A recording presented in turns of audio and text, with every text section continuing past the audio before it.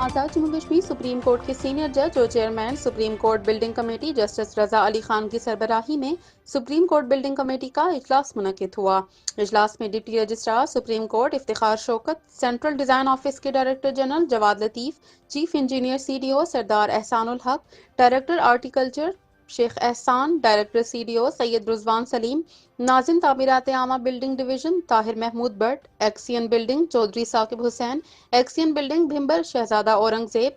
M D 7 star Chaudhry Rizwan Anwar, information officer Muhammad Javed Malik نے شرکت کی۔ اجلاس میں نظامت کے فرائض ڈپٹی رجسٹرار افتخار شوکت نے سر انجام دیتے ہوئے تلاوت کلام پاک سے باقاعدہ کارروائی کا آغاز کیا۔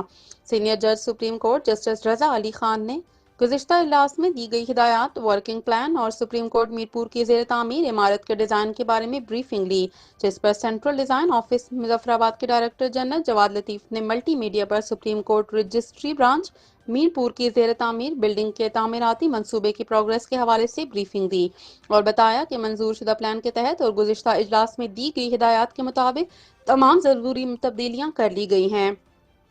سپریم کورٹ رجسٹری برانچ کی عمارت پر ایک خوبصورت گنبد ڈیزائن کیا گیا ہے، جس سے بلڈنگ بیرونی طور پر انتہائی شاندار اور خوبصورت نظر آئے گی۔ سینئر جج supreme court justice Raza Ali Khan نے کہا کہ سپریم کورٹ ریاست کی ایپیکس کورٹ ہے، اس کی عمارت جدید ضرورتوں اور سہولیات کے مطابق ہونی چاہیے۔